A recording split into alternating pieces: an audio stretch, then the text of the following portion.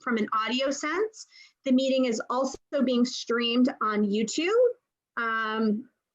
And I'm getting emails one by one that some people are having audio issues or Zoom issues, and that is no big deal. We are just going to kind of go with the flow here, okay? So for roll call, Sharonda Almeida.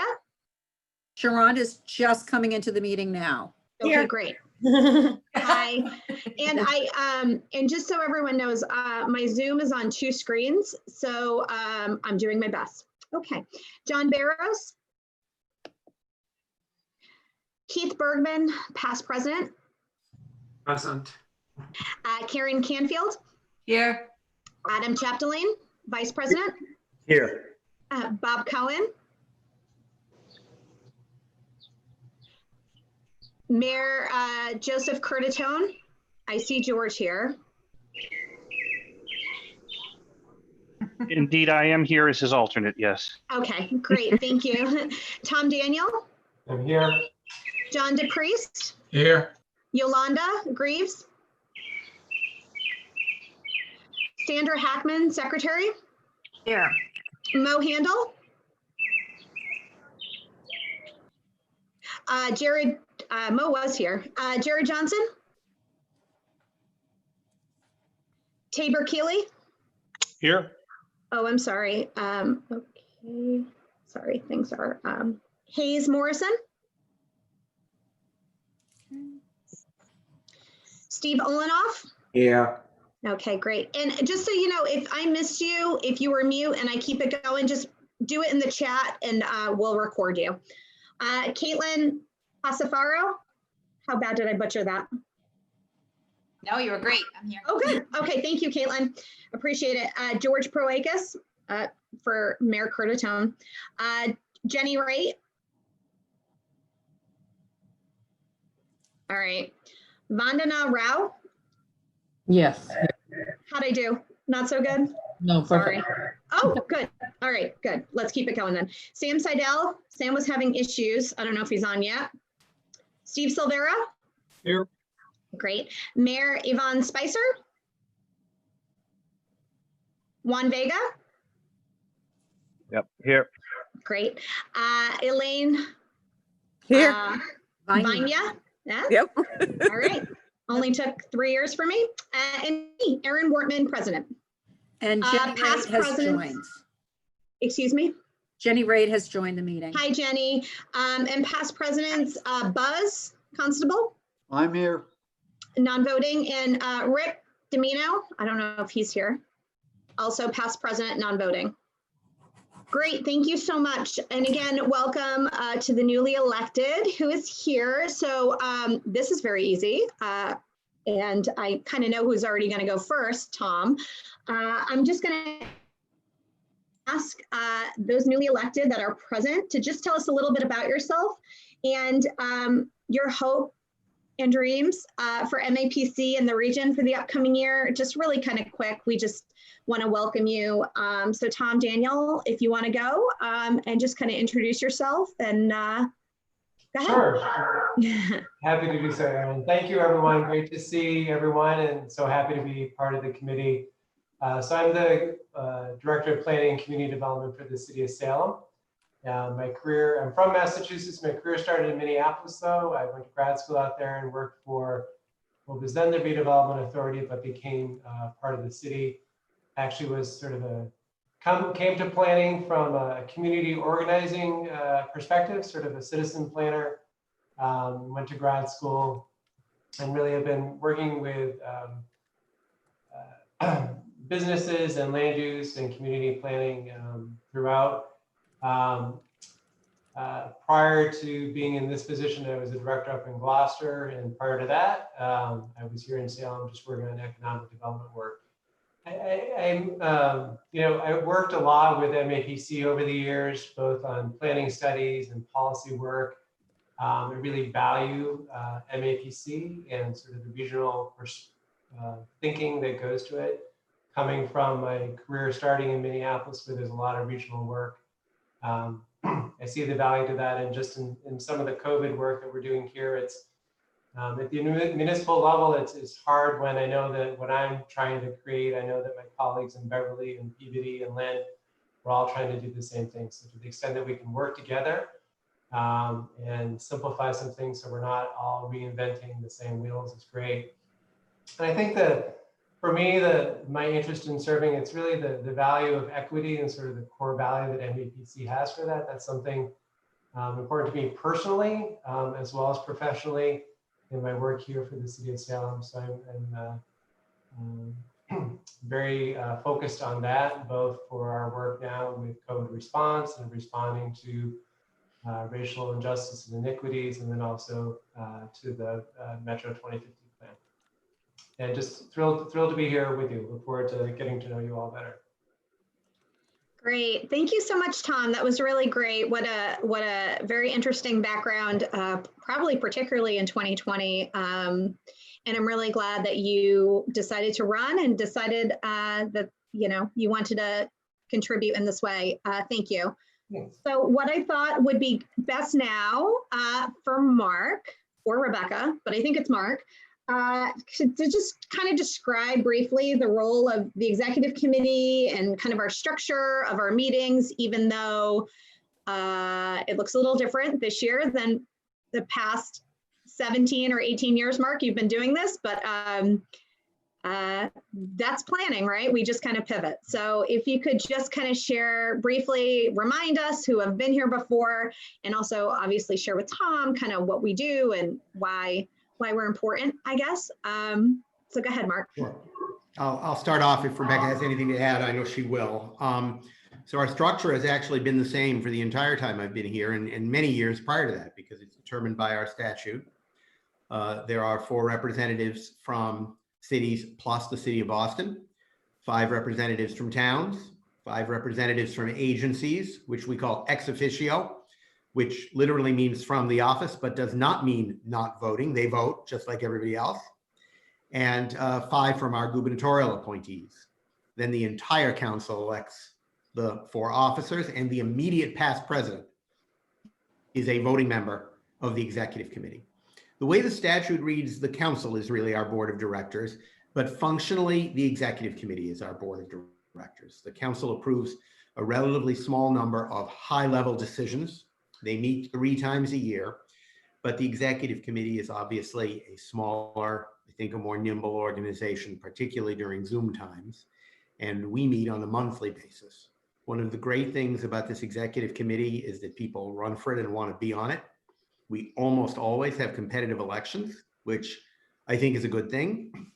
And it can be challenging from time to time, but I think it's a good thing. So that's something good about the agency. And we always have fabulous attendance to the executive committee. We generally have 20 to 22 out of the 25 members every month we meet. And apparently, at least in the past few months, that's been holding up even without lunch. And I'm very happy about that. The executive committee has responsibility for hiring me and overseeing me. They also have responsibility for approving key financial decisions. At the last executive committee meeting, they recommended the budget, the borrowing authority, and the assessment budget to the council for final approval.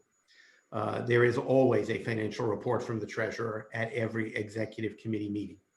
When we take positions on legislative issues, those come from the legislative committee up to the executive committee to make. When there are major planning or policy documents adopted by the agency, like a regional plan, our state of equity policy agenda, and a whole variety of other policy related decisions, those are made generally by the executive committee. Executive committee also has a small number of appointments by statute, which we vote on from time to time. And we have an opportunity to really use this body as one of our primary sources of input for the policies and priorities of MAPC. It's a great group. I have always loved working with this group, and I think I speak for the staff when we appreciate your support for us and the back and forth relationship that we have. Those are, I think, the main things that come to mind. I would ask Rebecca if I've left anything critical out. No? Okay. I'll turn it back to Erin. Of course, glad to answer questions. Is there any questions for Mark? Great. Oh, how efficient. Thank you. Thank you, Mark. I think that was great. Okay, next up on the agenda is the approval of minutes from May 20, 2020. I am looking for a motion and second. Move to accept the minutes from May 20th. Second. Great. So I had a motion made by Karen, second made by Sharonda. Any discussion? All right, because it's virtual, we have to do roll call. So ready? Aye. All right, Sharonda? Yeah. Aye. Yeah. Keith? Aye. Karen? Aye. Adam? Aye. Bob did not join us. Tom? Aye. Great. John? Aye. Sandra? Yes. Aye. Mo? Yep, great. Mo? Tabor? Aye. Aye. Hayes? I don't know if she joined us. Steve? Aye. Caitlin? Aye. George? Aye. Jenny? Aye. Vandana? Aye. Sam? Aye. Steve? Aye. Juan? Aye. Elaine? Aye. Erin? I. Did I miss anyone? I did that kind of by memory. Great. Motion passes. Minutes are passed. Thank you so much for that. So next up on the agenda is the report of the treasurer. Sam, Erin, you thank have the you. floor. Yeah. Thank you. And hello to Tom. I'm Sam. I'm the treasurer. Still feel relatively new in this role, but am enjoying it and learning every day. This month, we're looking at the April 2020 income statement, which you should have received, which you did receive. I think the biggest big picture item is we are trying to understand COVID and what impact it's having on the agency. And I think the biggest big picture takeaway is that it's not as bad as maybe we thought it might be, at least up to this point. If we look at the numbers, say total revenue and total admin expenses, they're very similar to March, meaning those are holding fairly steady through April, which would have been the first month that some of these impacts would start really showing up. Similarly, direct labor looks almost right on budget, as does the administrative expenses. So the overall picture is that things seem to be holding fairly steady. We don't want to make any predictions. I don't know if Mark and Rebecca want to speak to that looking forward into May and June, but in April, the numbers look okay. The thing to just to note is that our overhead rate for the month of April was 121%. That's higher than the 118% that's approved. But if you go over to the right-hand side of the page and look year to date, so over the course of the entire year, which is the number we really care about at the end of the day, we are right on target at 118%. So through April, the numbers are still looking good. May, we will have to wait and see what those numbers say, but that is my report as of right now. Happy to answer any questions or comments. I would see if Rebecca has anything she wants to add, since she eyes this even more closely than I do. Rebecca, any thoughts, additional comments? Sure. I mean, I would say that April is strong. I would still say that, from a revenue picture, we're in a very strong position this fiscal year. And we're still, hopefully remaining in a strong position for next fiscal year, but there still is a level of uncertainty in terms of revenue. And then, on the overhead side, the numbers are coming in good for this month, but I do want to say that kind of the uncertainty based on folks having to take leave, I think is still very much with us. And particularly kind of given, and we'll talk about this more, but given the uncertainty that we are hearing about schools next fall, I still, feel like there's a lot of uncertainty in terms of how much leave our staff is going to need to take and how that will impact the finances in the long run. So with that, any additional questions or? I'll add just one thing to what Rebecca said, especially for the benefit of the new executive committee members. And I see that Mayor Spicer has joined us. We'll do a little welcome for her as soon as the treasurer's report is done. At MAPC, we do not recognize revenue when we put it in the bank. We recognize revenue when someone charges against it for project work.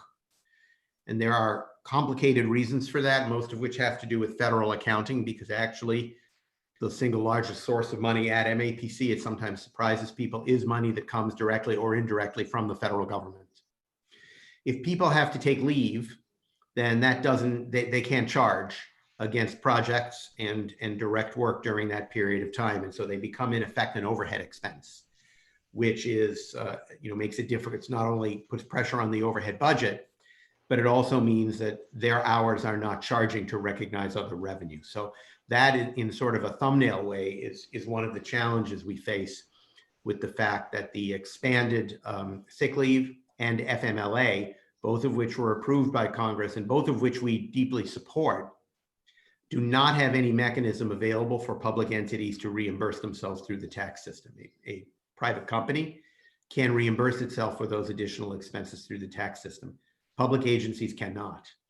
And so we are keeping a very close watch on that question of sick leave and FMLA.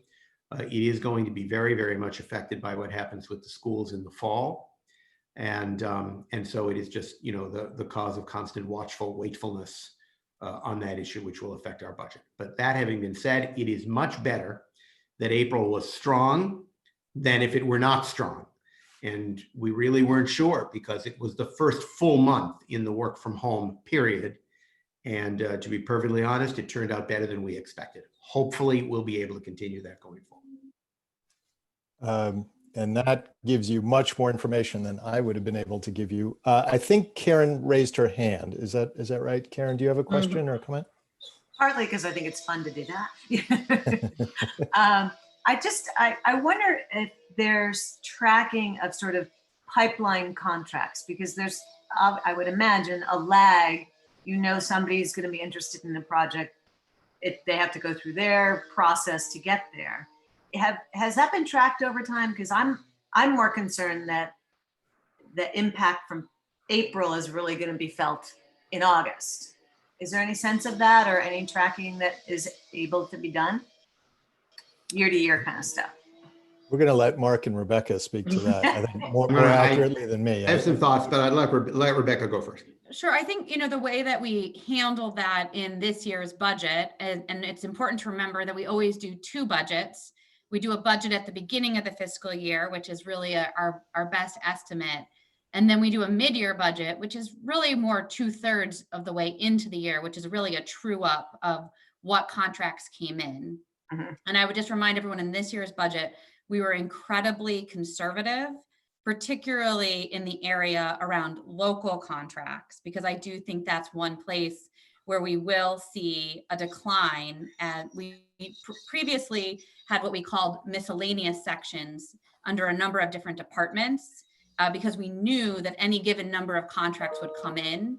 And this year we removed those sections. Not that I think that no contracts will come in, but we felt like that was the most prudent way to deal with that. I will say contracts are still coming in. Mark and I are signing them. It has not totally turned off.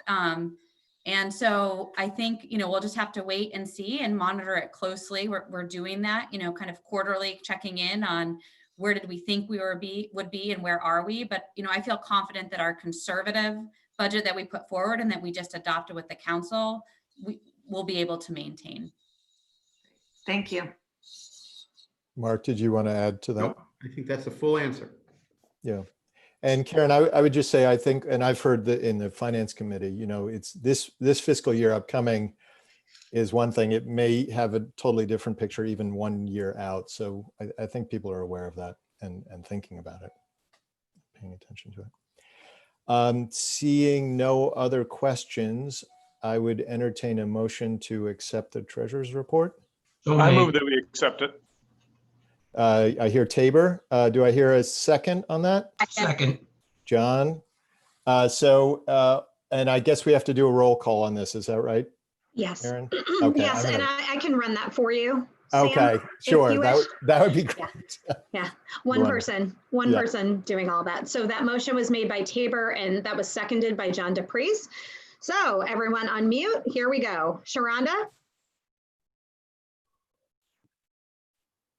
Okay, we're just going to keep on going. Sharonda? Keith? Aye. Karen? Aye. Adam? Aye. Tom? Aye. John? Aye. Yolanda? Oh, sorry. Sandra? Aye. Mo? Aye. Tabor? Aye. Hayes, I'm not sure if he joined us. Steve? Aye. Caitlin? Aye. George?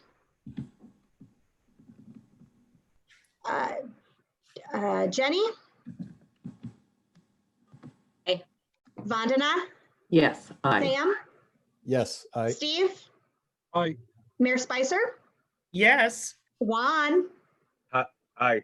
Elaine? Aye. And Erin, me. Aye. Motion passes. Thank you so much. And Sharonda, yes, thank you. She messaged her vote. Great. So we're going to go back a little bit and welcome Mayor Spicer. Thank you, Mayor, for joining us. And thank you for running and winning your seat. So what we had Tom do, who is also the other newly elected member of the executive committee, is we're just going to ask that you introduce yourself, say a little bit about yourself, and what your, just like a small thought about your hope for the MAPC in the region for the upcoming year. Sound good? Sounds great. All right, great. Thank you. Good morning, all, and my apologies for being a little late here. You know, the consistent putting out fires and also trying to manage our pandemic and everything else. But the thing that I really hope that I can bring to this organization is, first of all, my background is in science and engineering, and I also very concerned about how do we grow things, how do we improve our communities, and we know that a large part of it is economic development, and this organization is certainly one that is knee deep in it, and making sure that we're using land wisely, and we are all leading in some very unprecedented times between the pandemic and economic downturn, and of course of late issues in communities that address racism. So, being a first-time mayor and over the last 2.5 years, I've learned an awful lot and experienced a lot, but I also bring 25 plus years of leadership experience, and prior to becoming mayor, I was the vice president of the Museum of Science in Boston. And so, bringing some different lenses to look at work through, and I hope my experience in science and engineering helps me in this role. It certainly helps me in the role as mayor, and I'm looking forward to working with all of you and getting to know you a little bit better too. So even though this is the most inauthentic way to get to know people, but we'll make do as we go along. But and I'm a little casual today, more normally than others. Is that today was going to be just kind of work from home day, and I just said, well, it's work from home day, so this is what you get. So nice to meet you all. Thank you, Mayor. And thank you again for sharing a little bit about yourself and joining us today. Really appreciate it. And I shared before the call, I'm in yoga pants under this blazer. So it's a judge-free zone on Zoom. So thank you again. So next up on the agenda is the update on the executive director's contract. So Mark mentioned kind of briefly that is a responsibility of the executive committee, that the officers, just from a process standpoint, the officers work with the executive director on language for the contract. We submit a recommendation to the executive committee who finalizes the vote. So Mark, do you want to give a quick update on where we are with that? You got to unmute.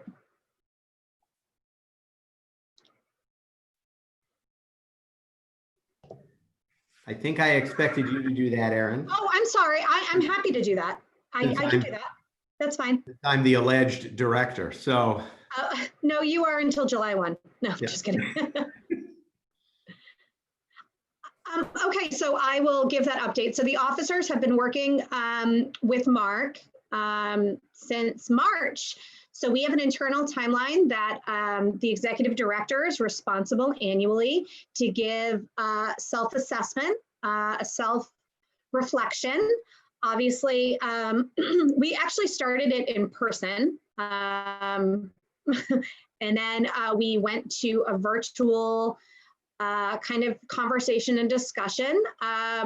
We have all but finalized one aspect of the contract, and our expectation is to just have it ready to go for the July meeting for vote. So we wanted to give you that update. Our goal is always to have it in before the end of the contract. Mark has agreed to continue his leadership as executive director. And it's really like a technicality is the only reason that we are waiting till July just to firm it up. And these are always 3-year contracts, just so everyone's kind of aware. So we will be submitting for recommendation another 3-year contract. I don't know if there's any questions on that, or Mark, if you want to. Yeah, I will only add, it is in fact a technicality. It's actually a technicality regarding sort of appropriate interaction with the state retirement system and our contract. It's got nothing to do actually with the terms of the contract. That's all resolved. I am very glad to stay on, and really MAPC has just been a highlight of my professional career in so many, many ways, particularly the wonderful people that I get to work with every day.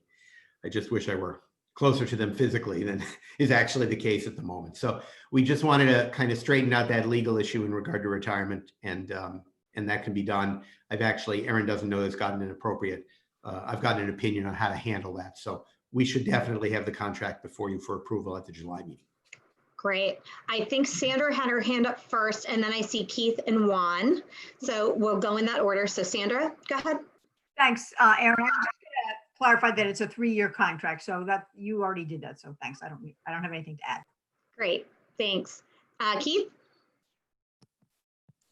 Thanks, Erin. And I just wanted to say a word or two as the immediate past president who got to work with Mark and all of the officers and the executive committee. I was 3 years as president, and I'm just very, very delighted that the current officers and Mark are reaching an agreement on Mark's continued leadership of our organization, because that's a great thing for all of us. So congratulations to you and to us. Thank you, Keith. Juan, did you have something to add? No, I was just clapping. But Oh, I'm sorry. I thought it was the hand. I thought it was the hand reaction, not the clapping. but I certainly concur with all the sentiments for sure. Great. Thank you. Any other questions? Going through my multiple screens here. I see no other questions. Great. Thank you. Thank you for that. And I'm sorry. We did have the best of intentions to have it ready for vote today. We want to get it right. So we really just wanted to give it one more month. And thank you to Mark for hanging out without contract for whatever, 16 days before the vote. So thank you for that. Okay, great. So next up on the agenda is the report of the executive director, Mark. And I'm going to try and be very quick on this, folks, because we actually have some important legislative and topical issues to discuss. I don't want to lose time for those. So this month's executive director report is actually a 2-month report. It's 24 pages in length, and I'm through 20 pages of it. So we're going to hopefully button up a few remaining issues this afternoon, maybe tomorrow, and then we'll send it off to you. I'll give a few highlights. From the Arts and Culture Department, I really want to highlight the recent screening, I guess would be the correct word, of the first play that was actually produced by MAPC, written by our artist in residence, Hortense Gerardo, called The Medfield Anthology, which was an analysis or an exposition about people who have lived, worked, and healed at the Medfield State Hospital. It has an amazing history in our region. There's good and there's bad. There's wonderful things and there's tragedy. And our artist in residence has captured that through the Medfield Anthology, which aired 3 times on Zoom and is currently available for a limited period of time on YouTube. We're so proud to have had Hortense with us for the past 18 months, as we had Carolyn with us for the 18 months prior to that. 1 visual artist, 1 performing artist. And that's been a great accomplishment, I feel. We're upcoming to a second production called Small Steps on Climate Change. And that will be, I think, in about another month or so. Hortense and Darcy Schofield and our staff working on that. I also want to highlight the release of what's called The Opioid Epidemic, A Mother's Reckoning, which is a videolet that we produced with the Opioid Project and Boomhouse Productions. The Opioid Project, as some of you may know, is a sister agency of ours. We work with them on a number of issues, and they try and provide healing and support to victims and relatives of opioid abuse and survivors through artistic expression. And when you see the executive director's report, there will be a link to this videolet that we produced, which I ask all of you to look at and to see. It can be hard to imagine, with all the crises and challenges we're facing at the moment, how high up on our list the opioid crisis was just 4 months ago. And it is still high on the list. So I raise this in part to draw attention to a very important issue that I think sometimes in recent past we don't quite pay enough attention to. So I would just ask you to take a look at that if you could. In clean energy, we're very excited about the new greenhouse gas inventory tool that is helping individual localities to complete inventories on their greenhouse gas emissions. Congratulations to Cami and her team for that work. And they are standing up again the Multi-Municipal Gas Leaks Initiative, which took a short pause during the COVID crisis, but all the founding organizations and the communities and National Grid are back to meeting and moving forward. Even if it is under somewhat different construction and repair schedule because of COVID. But that is back up and running, a very important issue in regard to greenhouse gas emissions. Data services, our housing gap analysis on the impact of unemployment on the housing market and the impending cliff affecting renters, particularly at the end of the eviction forbearance period. That research continues to be updated and continues to attract attention. It was featured in another large meeting of folks this morning to try and figure out ways of dealing with the cliff. I want to thank deeply Tim Reardon and Sarah Philbrick on our data services team for producing that report and continuing the effort to put it forward. We are also releasing this week the work of Connor Gately in data services on the location, the disproportionate location of people of color near air pollution sources, particularly, especially fine particulate matter, and the intersection of that location with COVID risk. Very important piece of work. Connor's prior work was actually featured in the New York Times, and he is just a wonderful new staff person that we have on board. And this is, I think, the first major piece, maybe the second actually, that he's released in his time at MAPC. So please look forward to the release of that information.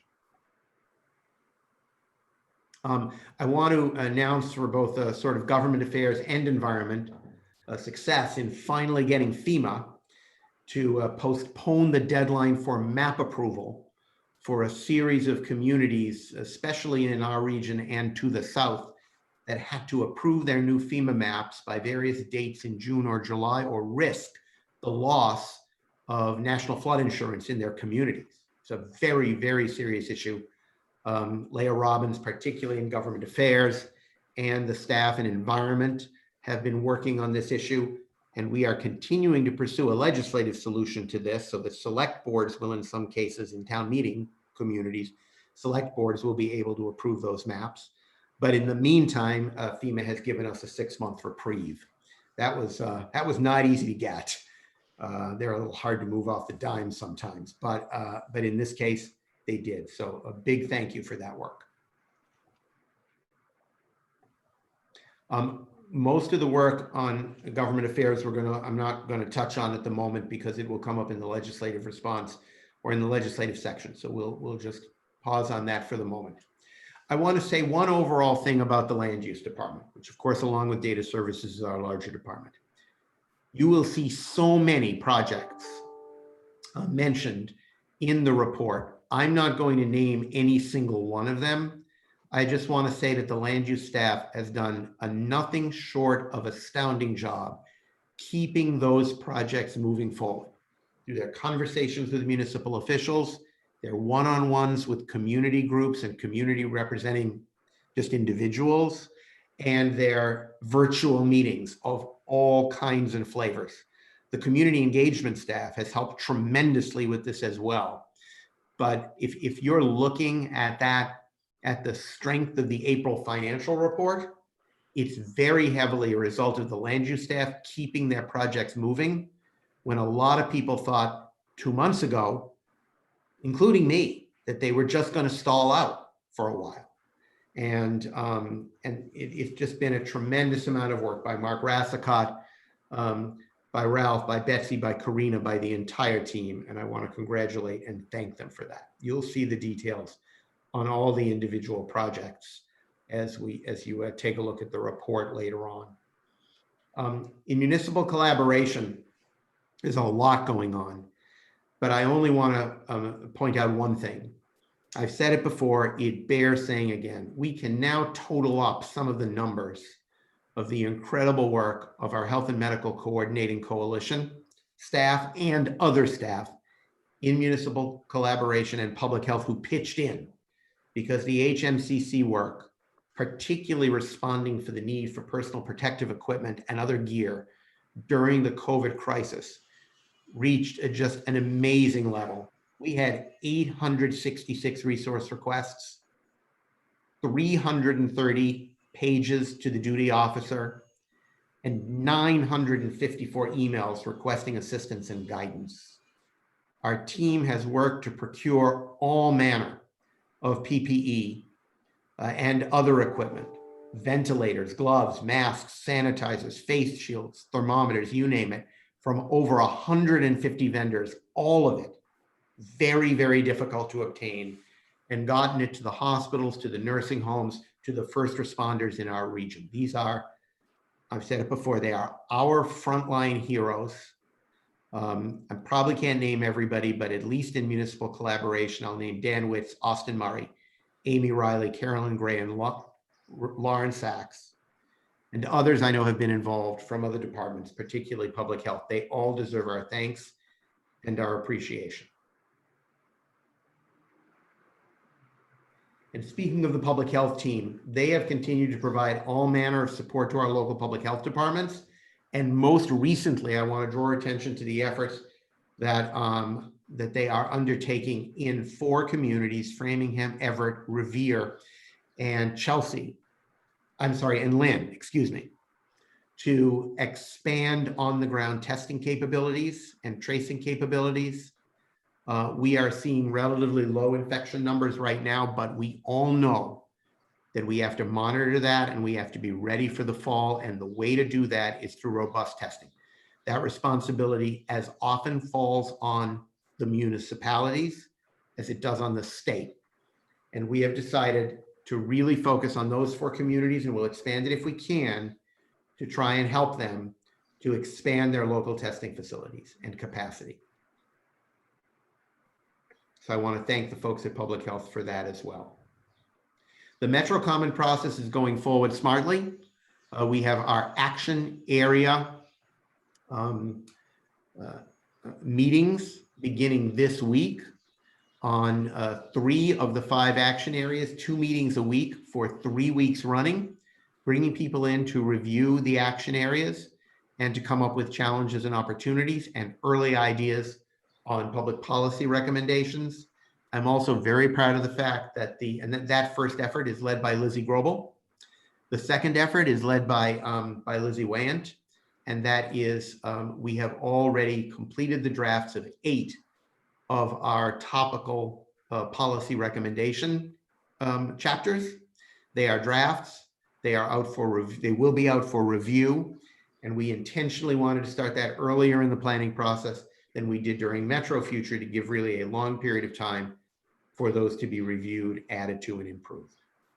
So great thanks to Eric Hove and his team and others for that work. There's a complete set of subregions. There is also complete analysis of some of our transportation work. The transportation work right now is heavily focused on our Urgent COVID Response Taxi Livery Fund, which is described, and we are funding a lot of local applications there with Mass Development, our partners on this, and also on the effort to help individual communities to expand and repurpose their space for pedestrians, for bicyclists, for priority bus lanes, and for outdoor retail and dining. I'm sure there are things there are even a few departments I might not have covered, but I think I've taken long enough giving you a flavor of some of the things that are going on, and I'll call it quits there, Erin. Okay. Sounds good. Any questions for Mark on his executive director report? Awesome. Thank you, Mark, for doing that. So next up on the agenda is a report of the legislative committee. So I'm not sure, Keith, do you want to start off? Keith Yeah. I'll start it off, and then thanks so much, Yeah, Erin. Keith has, hold on, Keith. Keith has 2 hats here for the newbies. Keith is the immediate past president of MAPC and is a voting member, but we're also very fortunate that Keith said yes to being our legislative chair, which I'm very appreciative of because there's so many legislative items and issues, and Keith is really able to obviously use his skill set and has been very available and really does a great job being legislative chair. So I just wanted to do that intro. Didn't mean to interrupt you, Keith, but take it away. Oh, thank you so much. I probably should keep it as short as possible in gratitude for those kind remarks. Thank you. We do have an update, and I see that Lizzie and others from the team are on the call, and I just wanted to highlight that there will be an action item that we need a vote on, and that is the package on where at our June 10th meeting, the Legislative Committee unanimously voted to recommend that the Executive Committee endorse Massachusetts Black and Latino Legislative Caucus's 10-point plan to address police brutality and systemic racism.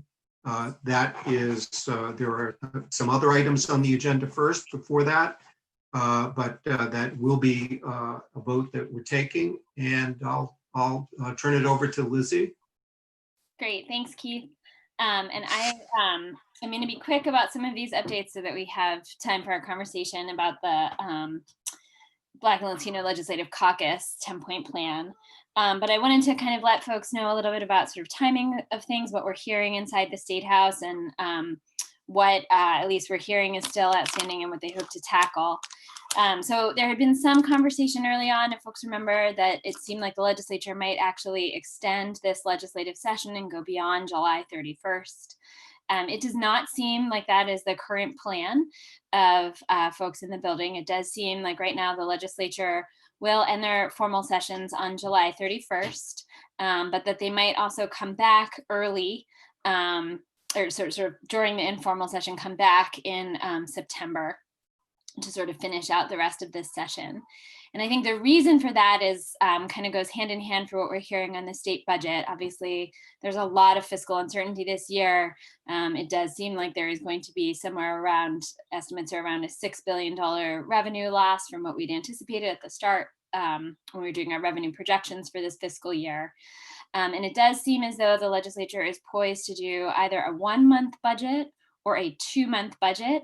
Some, in fact, have said that 1/12 budget, the first 1/12 budget might actually come out today.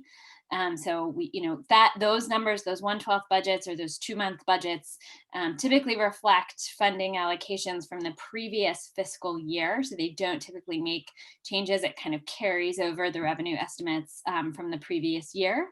But that would again then mean that the legislature would need to come back and do a full budget for the FY21 calendar year. And that I think is the place where we would see cuts. And then I think there'd be an outstanding question of whether they would do 9Cs later in the year. But to be honest, I think it's too far out to make even my best guess about what that would look like. We have also heard, I think there was some question about whether or not the legislature was going to do an economic development bill. I'd say in the past week, even, we've heard more about the opportunity for an economic development bill. And we've really been advocating with legislators that we've been talking to actually think about the economic development bill as an opportunity to do some sort of state level recovery. And that's particularly true when we kind of consider the lessons that we learned the last time there was a federal stimulus. I think all of our fingers are crossed that there will also be some kind of federal stimulus or federal infrastructure investment that kind of looks like a recovery investment from Congress sometime in the near future. And I think Massachusetts would do well to advance some kind of economic development bill that could help us better take advantage of whatever federal dollars might come down. So Rebecca and I and the entire government affairs team and Betsy Cowan in our economic development team have been having conversations with legislators. We've really sort of pulled in like the full might of as many people as we could to continue to push that message inside the State House. And then the other bill that is kind of still out there that I do also think the legislature is likely to take up is the transportation bond bill. The House, if folks remember, acted on this just before everything shut down for the pandemic, but the Senate had not yet taken it up. The Senate did this week advance 2 pieces of the transportation bond bill. So they advanced the piece related to Chapter 90 and passed legislation that would fund Chapter 90 at $300 million. Which is an increase from $100 million from previous years and mirrors what the House did. And then they passed language that would keep the Fiscal Management Control Board in place. We have to do that because the current structure of the Fiscal Management Control Board is set to expire at the end of July. So they have to pass legislation to address that. It does look a little bit different than what the House did. So there's going to be some need for reconciliation there. But those are kind of the pieces that still feel like they are in play. There's still also an IT bond bill, and we've actually weighed in on that to make it easier for multi-municipal applications for some of the programs inside the IT bond, and even for regional planning agencies to be able to apply for those funds. I do expect the IT bond to actually go through and get signed relatively soon. And then obviously there are a number of pieces of legislation that the House and the Senate are still considering with regard to COVID. Some of those are particularly around permitting opportunities, making it easier for cities and towns to do things. Some of them are kind of longer term, kind of looking ahead. So all those mail-in voting bills that are coming up are kind of questions about how we address things that we know are going to be an ongoing effect of the pandemic. There's still some I think unanswered questions about what the legislature is going to do in terms of the eviction and foreclosure moratorium, if they would consider extending that, or looking at potential benefits or opportunities for landlord protections in a future bill. So there's a number of outstanding pieces that I think we haven't yet anticipated, but obviously we're watching all those pieces and we'll weigh in. I'm happy to take questions on this piece, but I also want to turn it over to Leah next to talk a little bit about the restaurant legislation that's moving, on which we took an emergency position because it was moving very quickly. And it also looks like Rebecca or Mark might have something else that they wanted to add on these pieces. No, I'm seeing a no from Rebecca. Okay, so I'll turn it to Leah. Okay, awesome, thanks. So the legislature is looking at, they're currently considering 2 different bills around restaurants. But just to sort of name from the outset, the governor did file an emergency order around permitting for liquor to be served at restaurants outdoors to allow municipalities to amend the location of where liquor can be served on a license. And these 2 bills would sort of take those provisions and put them into statute with some small changes. Just to note, this is the governor's order was number 37 that he's issued since the beginning of the pandemic. That's just a little bit mind blowing to me every day. So what we took a position on a bill that is was filed by Senator Paul Feeney and Rep. Paul McMurtry, the Pauls. It authorizes the local licensing authority in any municipality to amend the existing local liquor license to facilitate that outdoor alcohol service. It requires notification to ABCC of any amended licenses. It allows for the promulgation of regulations within 10 days. And it allows these amended licenses to last until November 1st of this current year. The other bill that was is House 4774. This is a bill that passed the House about 2 weeks ago now, and is now in the Senate for their consideration. It does all of the things I just mentioned, plus also allows for the sale of mixed drinks to be sold for off-premises consumptions at establishments that otherwise are only allowed to sell for on-premise consumption, and limits the delivery fees for those third-party services to not more than 50% of the purchase price of the online order, and also 5% of what the restaurant is chipping in. So we expect that the Senate is going to soon be taking up that legislation. The administration has shared their openness to considering these bills that would put what he has put forward in statute and just move it further. They wanted to make sure that there was something in place immediately when phase 2 started up. I think of greatest interest, one of the things that we've been working on is trying to extend that deadline beyond November 1st. We've seen a lot of creativity from restaurants for how they've been installing heat lamps and different distancing procedures. So if they are able to make it work for longer into our much warmer winters sometimes, we want to try to make sure that that can happen. So that's one of the things that we are in conversation with the Senate about. I will pause there. Yeah, I just want to see if anyone has any questions about any of that overview before we kind of get into the item that's up for a vote for today. I'm just looking, I don't see any hands. Erin, do you see any hands? All right. Awesome. Great. I think what we should do as well, for those who would like to ask a question, particularly in these kind of situations, or add to discussion, if you look on your screen on the bottom right under reactions, if we could use the hand, the one that looks like this, we'll consider that a hand up motion. And then the one that's like this is just a support. So let's just utilize those for efficiency standpoint. Sounds good? Thank you, Karen. I appreciate it. Or you can just do your physical hand if you're not into typing in the reaction. I do not discriminate. Thumbs up how you do it. Okay. All right, Lizzie or Leah, go ahead. Great, thanks. So the item that we have for your consideration today was voted on this past week by legislative committee, last week by legislative committee, and it passed unanimously. It is the 10-point plan that was introduced by the Massachusetts Black and Latino Legislative Caucus in response to the murder of George Floyd. It includes, you should have the memo that Heidi sent out yesterday, I think as a whole packet and also separately as its own memo. But it includes, a number of items that the caucus would support basically at the state, the federal, and the local level. The legislative items in that packet have already been filed. And I can also let you know that this is absolutely something that we are hearing from both branches, that they are going to take up this legislative session. Oh, thank you. That's so lovely. This is definitely something that the House and the Senate are committed to taking up this legislative session. The governor as well has indicated support for this. And I think it's particularly true around the post bill that's inside the packet that's included inside this platform, and a number of the other pieces that are included in here.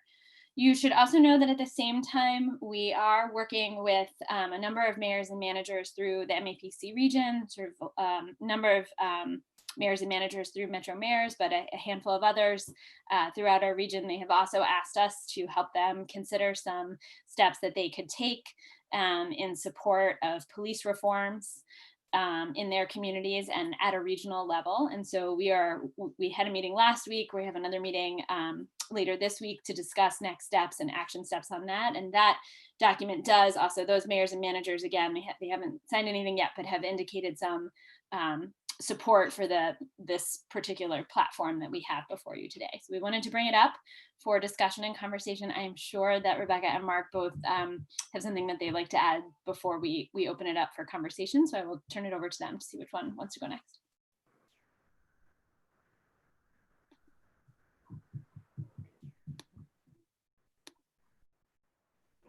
I can go first, I guess, which is to say that, I think that two things. One, I think it's important to recognize it's a fast-moving conversation. And so this is probably the first of maybe a few items that we might be bringing before you.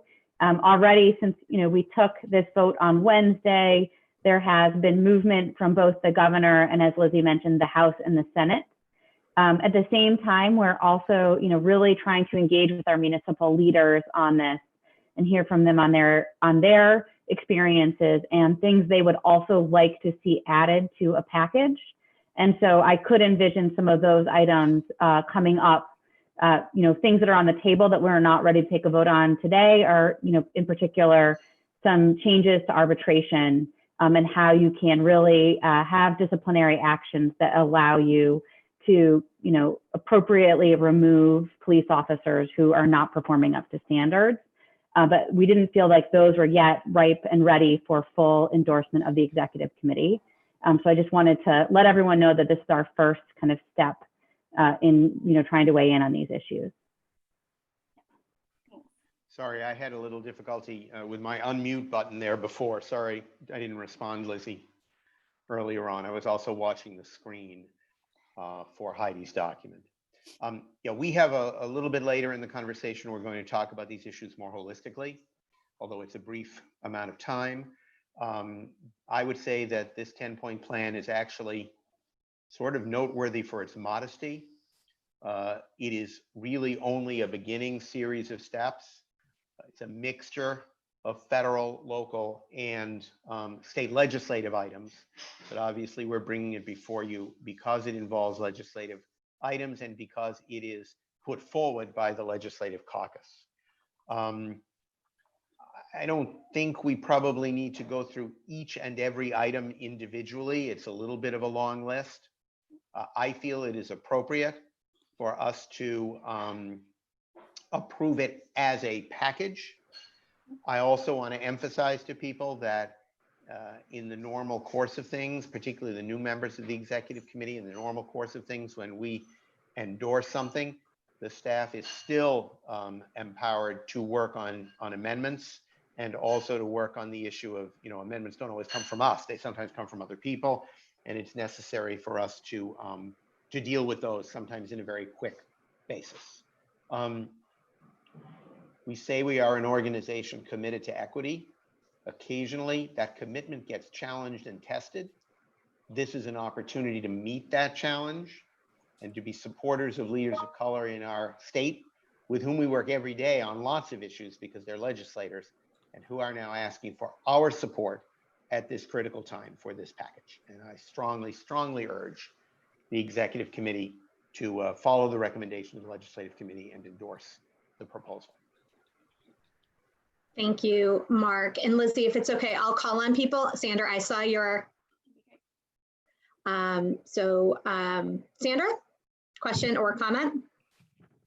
Thanks, Erin. I have three quick ones. Sorry to have several. One is it mentions the document mentions women hiring more women under state police, but I would really like to. I wish that it called out women under municipal forces because there was a forum in Bedford this past week with 7 people of color in our community talking about the need, and one was the police officer of 35 years, and he said he really feels like there needs to be more women on police forces. I think that's just an important consideration, whether it happens through this or. Yeah, that will be. I'll be very quick in my response to that. We are completely in agreement and supportive of that on a staff level. In fact, you'll see in the next few weeks we're going to be releasing a study that we've done on municipal workforces generally, public safety and beyond. And that focuses on gender, age, and race. So those issues are all very high up on our list, and we'll keep them in mind in terms of the legislative progress on these items. Thanks. And then my second comment was broader in terms of the criteria for hiring police officers. I mean, this says that it's one or two of these talk, okay, the second, number 6 talks about reform of civil, but I don't really see much about that here. I mean, what are the criteria for hiring officers in general? I feel like we're hiring the wrong people, and we're not screening for people who are really so-called peace officers. We're screening for people who tend to be more, we're not screening out people who tend to be more aggressive. So somehow I feel like that issue is more fundamental and needs to be addressed. And then I also wanted to just call attention in the future that Councillor Campbell in Boston has called for, really, for me, the most important steps, which are a civilian review board, authorizing those at the local level, and banning military weapons, and then getting police out of schools in that order. I mean, getting police out of schools, I don't know what the answer to that is. That seems like a municipal question, but the other two seem very important from a state level. And I just would offer support for those going forward, because I feel, I agree with you, Mark, seems rather tepid to me. We have more studies that they're calling for, and I really think it's time for a little bit more action. Thank you. So I'll respond very briefly on these items if I can. First of all, civil service. There is an explanation in the memo of several of the highlights of the civil service proposal. It is not complete because it's a lengthy bill. It is one of the topic areas that's probably going to have, whether we like it or not, the longest gestation period. And the difficulty with that is there won't be any change until they pass a change. And the good part about that is we will be able to have influence over the details and take into account the issues that you're raising. I think that as I read the 10-point plan and the initial bill, and I did actually go through the entire bill, it is a start at the reform of civil service. There is an expectation, I think, that there'll be a lot of conversations about putting more things into this piece of legislation, and that will be balanced by the desire to pass something quickly, if we have that desire among a majority of the members. And then probably once it does pass, there will be additional legislation afterwards. So I think that those issues would be possible. Hopefully we'll be able to dig in and get into some of the serious but complex issues on civil service reform. The last thing I would say is that we are familiar with Councillor Campbell's proposals. Those tend to be more local. This is partly local, but it tends to be a little more state focused. There can be an overlap among those things. Those are topics that are being discussed with some of the mayors and managers. But at the moment, what we're dealing with in front of us is this 10-point plan. It doesn't include everything. I feel, and I think the legislative committee feels, that we should endorse it. It will not prevent us from being able to consider other proposals as they come forward, or even make proposals on our own if we deem that to be appropriate. Okay. Yeah. You good, Sandra? Yeah, I just, this legislature tends to be tepid overall, and I just worry that we'll do a few things and stop there. But if I just think that MAPC has to get strongly behind this, and it sounds like we will. So it's critical to keep moving forward beyond this. Thank you. Okay, great. Thank you. I think George is next, and then Jenny, you're in the batter's box. All right, thank you. Whatever it's called. That On deck, you're on deck. That's it. It's been a long time. Go ahead, sorry, George. sorry.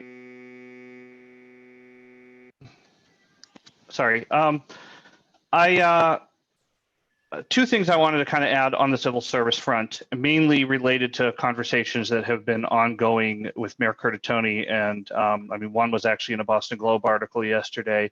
And I agree with Mark, the general provision that this is a starting point. And I'm not sure the details of the civil service legislation as it's been put together. I would urge the staff and the legislative committee to just be as aggressive as we can be on addressing some of these issues. There are two long-standing concerns on the civil service front that have been really frustrating to us in Somerville, and the mayor has spoken about them quite a bit.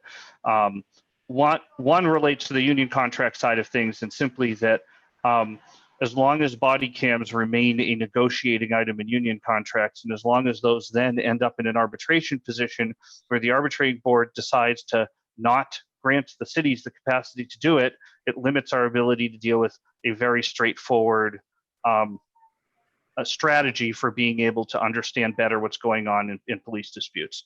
And the second issue, the biggest challenge we've had on the civil service front is that we feel that civil service has tied the hands of a community in their ability to promote people of color into positions of management in the police department. In Somerville, like many places, the chief's position is out of civil service, but all of the deputies and all the positions just below are not. And civil service makes it very difficult to be able to make the diversity of police leadership match the diversity of our community, and that has been very frustrating to us. So I just wanted to put those two things out there in general as part of what has been frustrating to our particular community as we look at this issue. I thank you, Georgia. I agree, and we've been working very closely with Mayor Curtatone and also Adam Chapdelaine, who's on the call, on some of these issues, and I think we will have much more refined pieces that we're working on with municipal leaders to try to push forward. All of those issues are definitely on the table. I would also add, and I don't know if Mayor Spicer is still on the phone, but some communities have successfully either taken certain bargaining units out or all of their force out of civil service, and we are also considering, and it's just not, I think, ripe for approval yet, whether some considerations to changes as to what is the statutory mechanism by which communities can actually remove themselves from civil service. So all very much in the conversation, and I think you'll see much more detail coming forward over the next few weeks as we try to refine that position with some of our mayors and managers. Great, thank you. Jenny is up. You gotta unmute. Thanks, Erin. Yeah. I actually just have a question. I'm very supportive of this. I'm glad to hear that it's one of possibly a series of steps. On the municipal action side, the last one, my question with that is, I guess it speaks to towns. Is the only way to create such a body to have a town bylaw change, or are there other potential designs of such bodies that could be, they would be advisory in nature, which is the intent, but still meet the same purpose, and then the community could be striving towards a bylaw change to create the board, sort of in a more formal way. But it feels like if you're a town with a town meeting and you're getting demands to do this right now, but you're unable to do that because you didn't, file a warrant, you didn't have discussion about it, et cetera. What is like an interim? What's the in-between for that community in order to eventually potentially have such a body or entity? And this was something going on in Arlington, but it's actually happening in the community where I live. I know that there's other places experiencing a similar conversation. So I'm just curious what the possibilities might be. So I think, if staff's okay, I think Karen had the answer to that, if that's okay. Was it jumping up and down enough? Yeah. I was trying to figure out how to Main screen, yeah. I can tell you what we're doing, and then Mark will tell me whether or not we were allowed to. But so one of the hats I wear is I am on the board of the town selectmen for the town of Situate, and we very much want to have, we're trying to think of the right thing to call it, because I think the language is very important. But basically, put together exactly that, a community-based advisory group that will structurally look at all the structural things we have in the community and make recommendations for changes. Our ruling on that basically was we can go ahead and do that because it's advisory. It's just like any other board or committee under the Board of Selectmen's authority. Should they come forward with structural changes that need town meeting approval, then we'll be able to put those forward. But we are next week going to start the conversation about who should populate that particular board to get the ball rolling. So is that what you're asking? I'm very excited about it. That's why I was waving my hands up and down.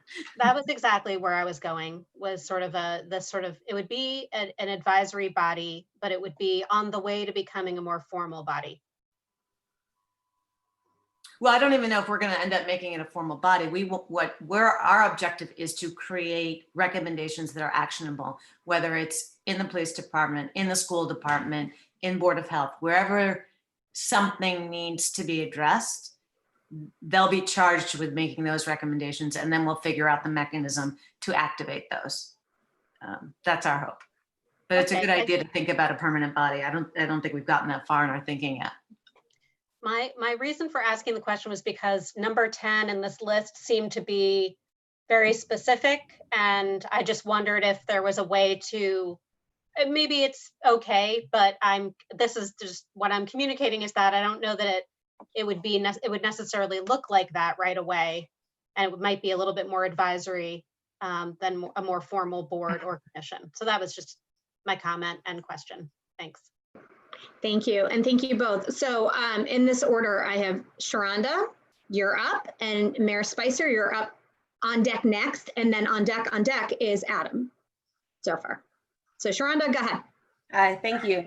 So glad we're talking about this, and I fully support this. I agree with a lot of Sandra's points that she kind of closed with. I wish she had a little more teeth. And I was wondering if the conversations around the special commission, is that sorry, I lost my place on the document. Yes, the special commission on structural racism. Are we anticipating that the real work will happen in that group, and that's where things, strategies with more teeth will come out of that body? Because I agree, it sounds like a great starting place with these 10 points and what's represented in this document, but things are moving really fast these days. So I'm wondering what we can expect, or what, I'm just trying to understand in terms of my expectations in terms of a commission, what they can really accomplish and how much they think they could take this work farther based on your knowledge of H 1440. Rebecca? Sure. Two things. One, I think one of the things, and we've been really struggling with this on a staff level, and it's also come up in many of our conversations with our mayors and managers, is kind of the balance between, I think, our clear desires and commitment to really get at all of the structures of racial inequity that we know that exist, housing, education, wealth, and also realize that there's a moment around police reform that's on the table. And how do you balance taking advantage of that moment where it seems like the legislature is poised to act with the need and commitment to really address all of these structures? And so, we're trying to thread the needle, at least with the mayors and managers, and Mark is going to give an update on that work by, coming up with some broad principles or pledge that really speaks to that. And then in MAPC's work, I would just remind everyone that, we just recently endorsed our State of Equity policy recommendations, which I do think have a lot of big, broad recommendations that try to get at a whole host of issues, while at the same time really trying to drill down right now on some of the police reform pieces that we haven't focused on as much, to be honest. We had more in there around criminal justice reform and not as much around police reform. And also, try to take advantage of whatever door is open, how can we push that as far open as we can? The other piece, and I think in terms of process for MAPC, is that we are engaging this group of mayors and managers, coming up with a series of principles, as well as hopefully recommendations around local and state action that they'll sign on to. And so I think some of the teeth or more fine-grained principles around some of the pieces we've been talking about will come out of those conversations and then be brought back to you for additional endorsement. Okay. I'm sorry, I have a two-part question. My other is really quick. I'm just wondering, and I'm also, I'm in community development, this overlaps, but I'm still lots to learn in this area around police reform, but I'm hearing a lot about unions and wondering why they're not at all mentioned in this document. I don't think. I was trying to review it, But it seems like that's part of the bottleneck and kind of addressing some issues around law enforcement and community review boards and stuff I think are a great idea, but I'm always hearing about, you know, unions. I think they have an important place in our world, but yeah, can you respond to that? Sorry. Sure, and I should have backed up a little bit, but when we start talking about some of the arbitration pieces or the civil service reform, that is around the unions and the different negotiations that have to take place to make any of those changes around body cameras, disciplinary action, you know, other kinds of bargaining. And so when we talk about refining our kind of reform recommendations around arbitration, that's getting at that union issue that I think the Globe has actually done a really good job of highlighting some of those issues. Thank you. Great. Mayor Spicer? And oh boy, where do I start? Well, first and foremost is being a part of this conversation and looking at those 10 points and ways in which state, local, and federal government are engaged. You know, I too believe we are long overdue to focus on some of these issues. But I also want to caution folks to seeing this just as a police issue. And because there is, and as Rebecca so eloquently stated, it is a much broader issue across many spectrums. And, you know, and I know our police department, as many of our police departments witnessed what happened, and certainly some of the things that don't go on in those police departments, you know, it needs to be articulated to the public. Now, what I did yesterday, I actually did 2 executive orders, and one, I declared racism a health crisis in the city of Framingham, and I signed that in conjunction with our Board of Health. Because to really look at some of the disparities around healthcare, particularly among African-American and other people of color, as well as some other issues with health and well-being, mental health and so forth. Also, in conjunction with our police chief, I did sign another executive order that focused on the use of force and really highlighting the 8 can't wait points and making sure that it's clearly articulated. We do have a police advisory committee already in place in Framingham. So, you know, we will be using them to really look at some of our policies, but we're trying very hard to make sure that those get out to the public a little more clearly. The other issue around civil service, over the last 2 years, I have negotiated contracts with our police union, our superior officers union, and they have not had a contract in over 5 years. And so finally, both unions do have a contract, and part of that negotiation was that they would come out of civil service. So they agreed to that, and so I have filed paperwork with our state legislators to come out of civil service, because we have to come out as we went in, and it was a home rule kind of a piece of the legislation. So we are going to move through that process.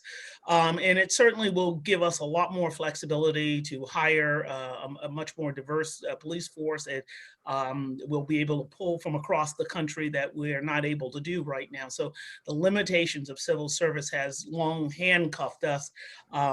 Aside from the other issues of losing police officers to state police and so forth. So having, you know, and as we stated, all of these things that I've done, and I'm looking forward to signing on to a pledge with all of my fellow mayors and police and mayors and town managers as an exclamation point that this is critical work. And that's what I'm hoping for, is that we continue this effort.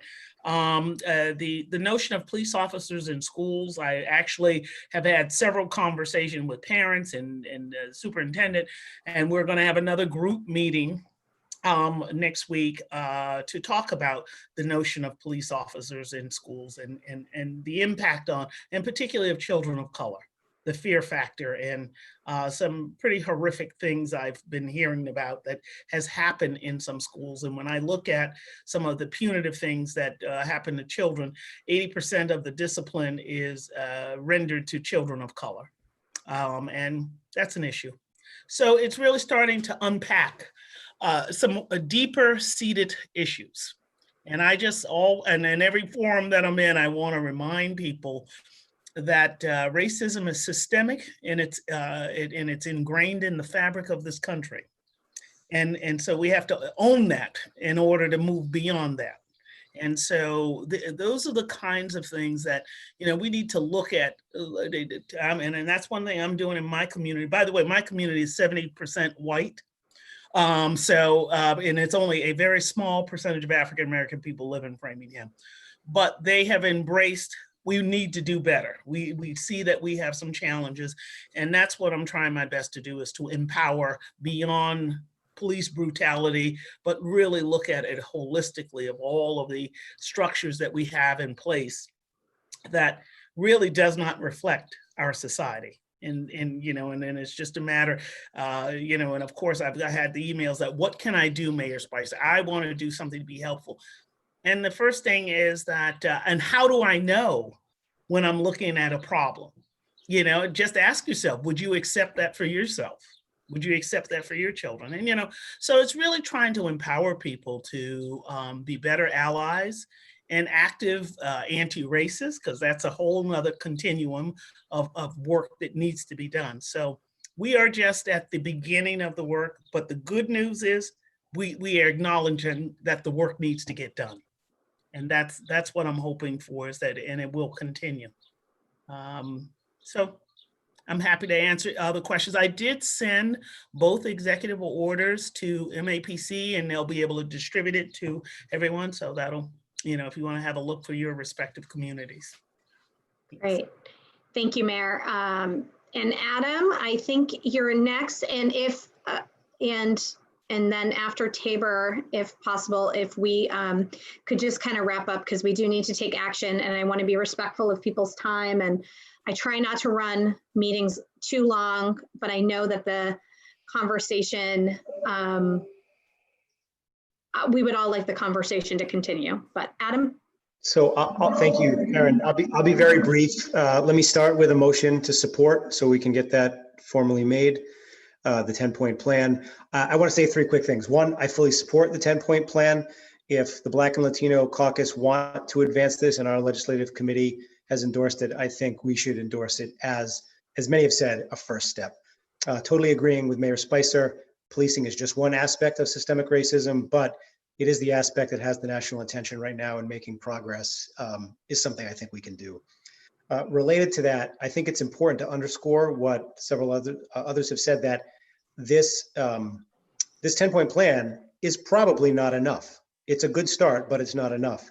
I'm specifically very concerned about making sure that we can find a way to reform civil service and arbitration, because very specifically, we can create a certification process for police officers, and we can create civilian review boards in every one of the 351 cities and towns. But if we don't have a means of more easily separating bad police officers from their employment, most of those reforms will be meaningless. So I think it's very important that we use any momentum we can get from this 10-point plan to continue to move on that trajectory. And then to further underscore that, I think it has to be statewide, because if it's just left up to good mayors like Mayor Spicer and Mayor Curtatone and other mayors and managers to negotiate their way out of civil service, that's how the systemic racism will reign, right? The dilution of the decision-making is how the system will remain racist and problematic. We need broad action to make it so that, Mayor Spicer did great work negotiating her way out of civil service, but mayors and managers shouldn't have to pay police officers more to be able to hire a diverse workforce. That in and of itself that's a clear picture of systemic racism. So I think we should support this today and keep working on this and work for more action. Thank you, Adam. And I think there's a motion on the floor. Tabor, did you have something to say? Was that supposed to be a thumbs up, or? Well, I would echo everything Adam said, and I don't want to take up any more time, but Milton town meeting the other night on Zoom, the police chief spent 15 minutes describing this whole process and saying it is a police problem right now, but generally it can't be 361 different solutions to it. We've got to get something across the state, and something also going further than that, probably across the country. So, but I do support that. Great. Thank you. So we do have a motion on the floor. I don't want to take your motion away, Adam, but I believe your motion said something about accepting or endorsing the recommendation of the legislative committee. Is that what I heard? If that's what you needed. I think that would probably be best. Yes. I second that. Okay, John Dupree seconds that. Is there any further discussion before I do this roll?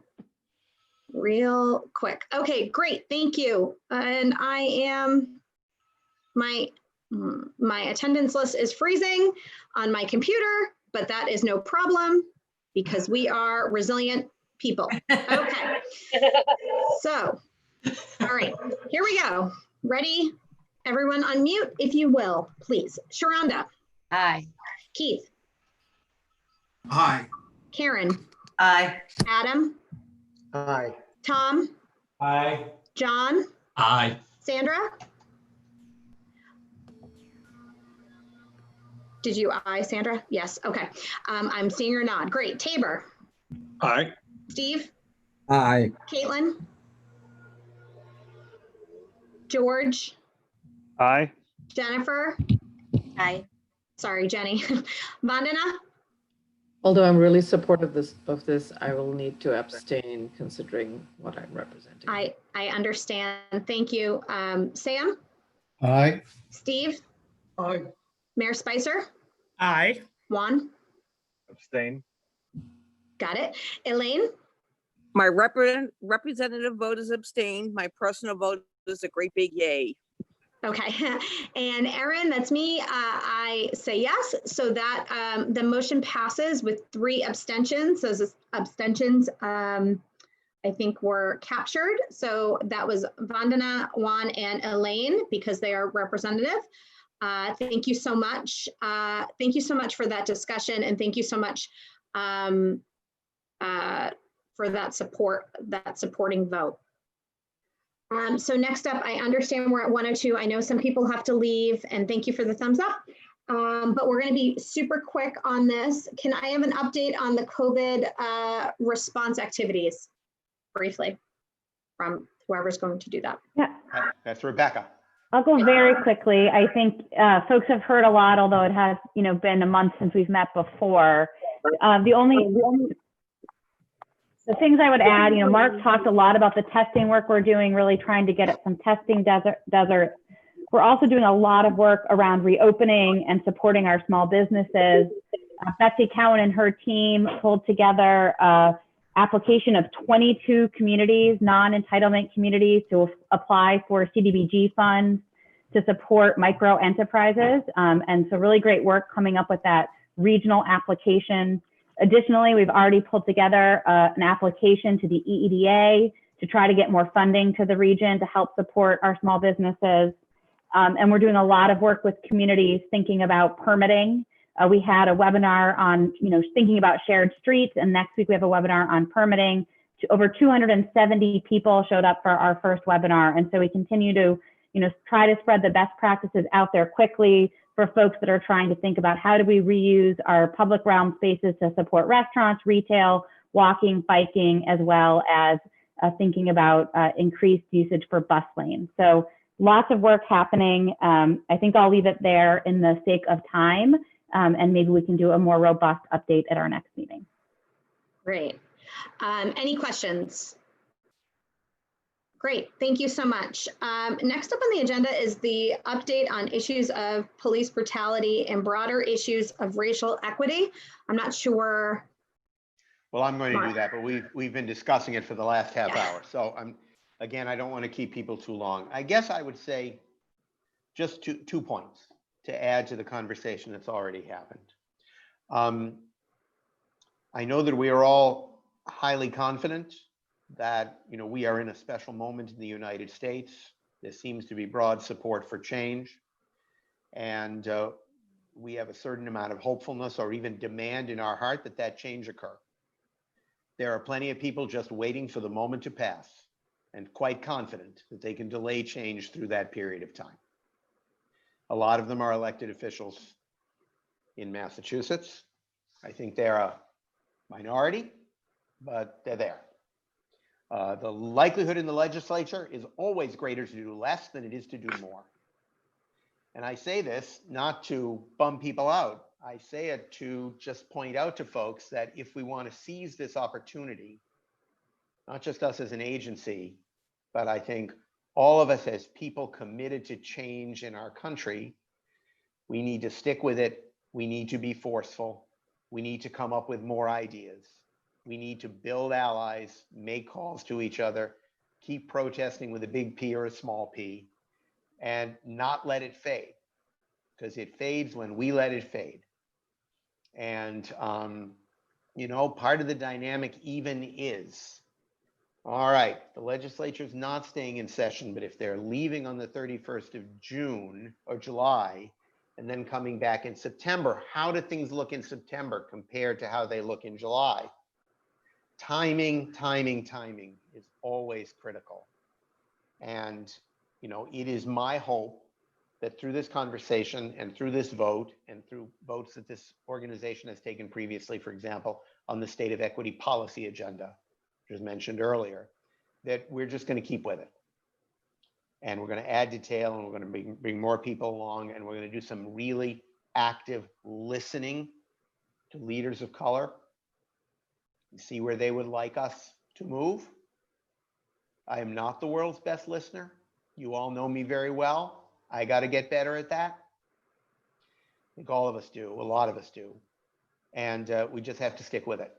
The other thing I would say, shorter, is just this is an issue and a discussion within MAPC as a staff of 100 people.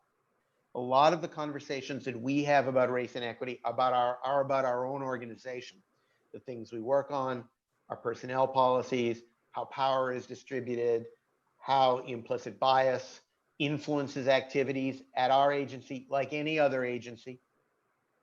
And we are struggling actively with those as well. Raul Gonzalez and Nicole Sanchez, as the co-facilitators of the equity team, are particular leaders in that effort.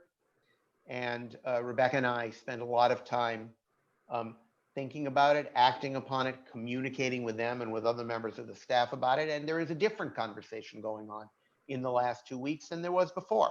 That's the natural outcome of what we see around us.